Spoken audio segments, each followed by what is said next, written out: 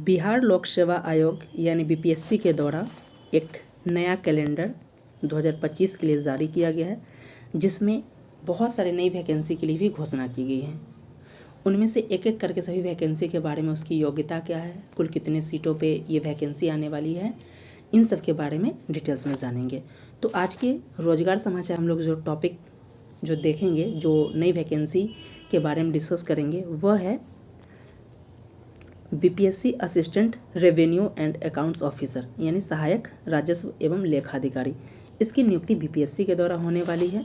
सबसे पहले दिखा देते हैं कि ये ऑफिशियल नोटिफिकेशन जिसमें कैलेंडर में बताया गया, आप यहाँ पे देख सकते हैं, ये बीपीएससी का नया कैलेंडर है जिसमें नई नियुक्तियों के बारे में बताया गया है, जिसको एक एक करके हम लोग अपने रोजगार समाचार के जो एम्प्लॉयमेंट न्यूज़ हम लोग डिस्कस करते हैं वहाँ पे एक एक करके डिस्कस करेंगे।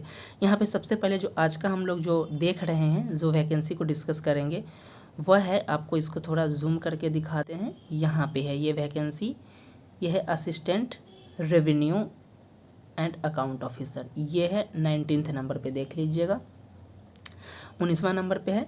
बताया जा रहा है कि assistant revenue and account officer के लिए नंबर ऑफ़ वैकेंसी कितनी होने वाली है, तो 285 होने वाली है।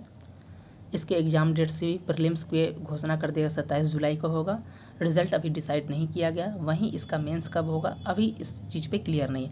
लेकिन सबसे अच्छी बात यह है कि ये जो भी एग्ज़ाम होने वाले, ये ऑब्जेक्टिव बेसिस पे होने वाले हैं, और आप सिर्फ मेंस लिखना भी नहीं होगा, और आप क्या कर सकते, बीपीएससी में एक नॉन गेस्टेड यानी बीपीएससी में एक लेवल 7 के तहत में भी आपकी ज्वाइनिंग हो सकती है बहुत बड़े पदों में, और इसमें अच्छी खासी सैलरी, यानी कि आप 60+ यानी 60 से 70 और 8वां वेतन अगर जोड़ दिया जाए तो 80+ सैलरी होने वाला है, यानी कि 70 से 80 हज़ार सैलरी होने वाली वैकेंसी, बहुत बड़ी वैकेंसी है। तो इसके बारे में हम लोग बहुत ही डिटेल्स में जानेंगे। आपने अब तक यूट्यूब पर इसके बारे में देख लिया होगा, लेकिन इस वीडियो को भी ज़रूर देखिएगा। इसमें आपको कैसे तैयारी करना है, क्या क्या एक एक चीज़ ऑथेंटिक सोर्स के साथ सब चीज़ हम लोग देखेंगे। इसके अलावा बिहार में नई वैकेंसी की बात किया जाए, इसके बारे में जो कैलेंडर में दिया गया है, 71वीं बीपीएससी के संबंध में कोई बात नहीं की गई है। टीआरई 4 के कंटेक्स्ट में कुछ बात नहीं की गई। 70वीं के मेंस का डेट वही है, 25 से 30 अप्रैल। उसके अलावा आप देख सकते हैं जो combined exams for assistant engineering के लिए 568 पदों पे आएगा। डिस्ट्रिक्ट स्टैटिक्स ऑफिसर के लिए 47 पदों पे वैकेंसी। ऐसे ये बीपीएससी के जो एग्जाम कैलेंडर जारी किया गया, इसका एक डिटेल्स वीडियो ऑलरेडी बना दिया, आप जाकर वहाँ देख लीजिएगा।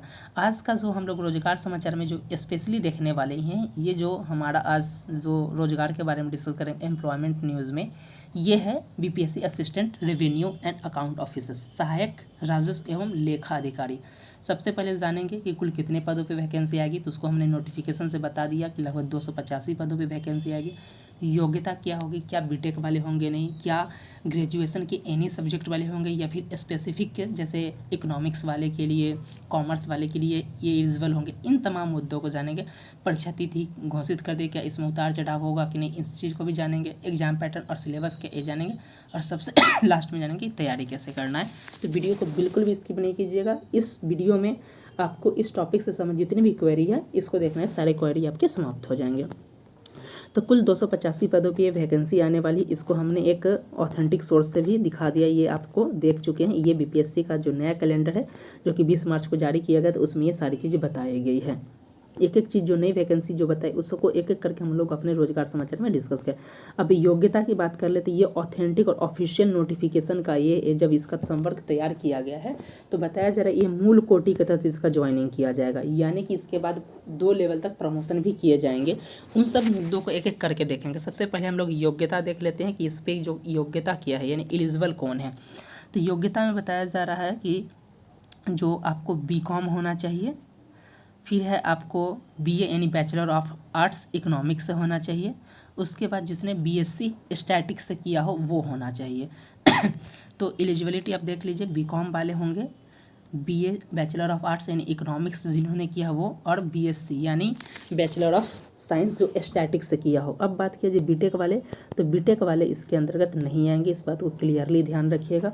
वहीं बात किया जाए कि जो हिस्ट्री से जिन्होंने किया है उनके द्वारा, तो ये हिस्ट्री वाले भी नहीं होंगे, इकोनॉमिक्स वाले, कॉमर्स वाले। और जो साइंस वाले में भी आप देख सकते हैं, स्पेशली जिन्होंने स्टैटिक्स से किया है वो एलिजिबल होंगे, यानी कि कुछ स्पेशल सब्जेक्ट्स के लिए दिया गया है। सभी जो ग्रेजुएशन किए उनके लिए ये नहीं, इस पॉइंट को ध्यान रखिएगा। तो उम्मीद करता हूँ कि ये सारे पॉइंट्स आपको क्लियर हो गए। वहीं बात किया जाए एज का, तो मिनिमम एज है 21 वर्ष, और पर आपके 35 ईयर होंगे। बाद में आप देख सकते हैं एज रिलैक्सेशन को अगर दे दिया जाए तो लगभग 40 साल लगभग ये हो जाए, 21 से 40 साल तक के वालों के लिए इस फॉर्म को फिलअप कर सकते हैं।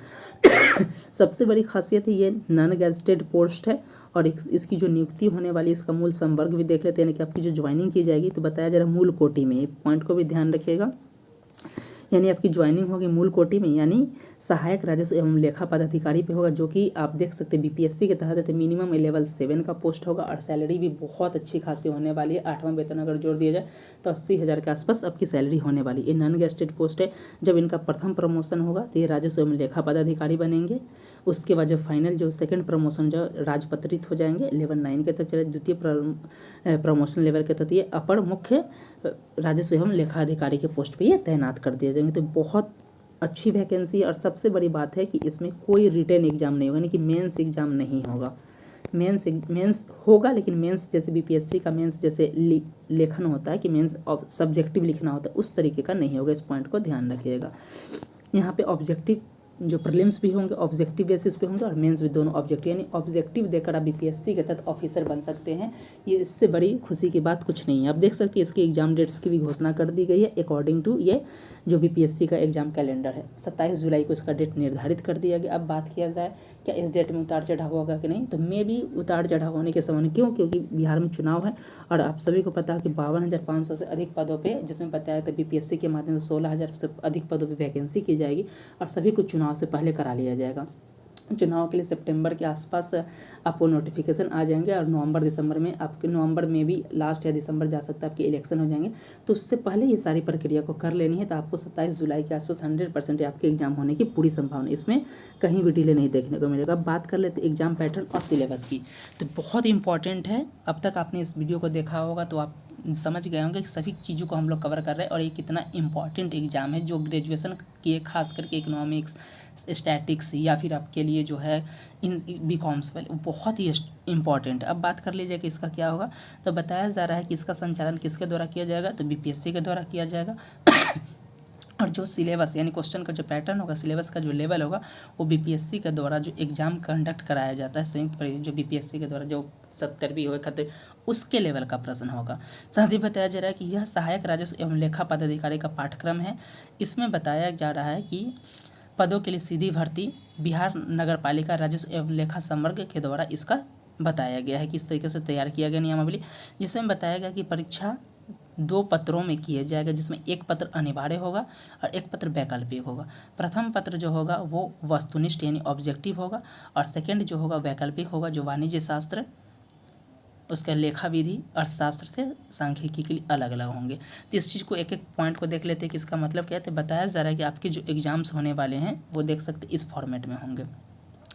पहला जो होगा आपके 2 पेपर होंगे, जिसमें आप देख सकते हैं कि पहला जीएस के प्रश्न होंगे और जीएस में 100 क्वेश्चंस होंगे जो कि 2 घंटा इसके लिए निर्धारित किया जाएगा। और जीएस कहने का मतलब जो बीपीएससी के द्वारा जो 70वीं बीपीएससी हो, 69वीं बीपीएससी, 71वीं बीपीएससी की जो क्वेश्चन का लेवल रहता है, जिसमें आप करंट का भी 20 के आसपास वेटेज रहने वाले, इंडियन पॉलिटी के प्रश्न होंगे, हिस्ट्री के प्रश्न होंगे। इन सब की तैयारी कैसे करनी है तो एनसीईआरटी आप पढ़ सकते हैं और हमारे चैनल पे इन सब की तैयारी कराई जाए। Daily current affairs, weekly current सभी की तैयारी कराई जा रही है। और सिर्फ इसी की नहीं बल्कि 71वीं बीपीएससी, TRE 4, दरोगा, रेलवे, इन सब की तैयारी हमारे चैनल पे कराई जा रही है, तब जुड़ कर इसका लाभ उठा सकते हैं। तो ये जीएस के प्रश्न होंगे। वहीं जो सेकंड पेपर होगा, पेपर 1 जो होगा आपको देख सकते हैं, ये पेपर 1 होगा, ये 100 क्वेश्चन होंगे, 2 घंटा होगा और जीएस के प्रश्न होगा। वहीं जो पेपर 2 होगा देख सकते हैं, पेपर 2 में ये जो सब्जेक्ट्स अपने पर, अगर कोई वाणिज्यिक शास्त्र के स्टूडेंट हैं तो उनके लिए जो है वाणिज्यिक शास्त्र और लेखा विधि का प्रश्न आएगा, 100 क्वेश्चंस का होंगे, 2 घंटा उनको दिया जाएगा। कुछ इकोनॉमिक्स के छात्र होंगे तो उनके इकोनॉमिक्स से 100 क्वेश्चंस आएंगे, 2 घंटा उसके लिए दिया जाएगा।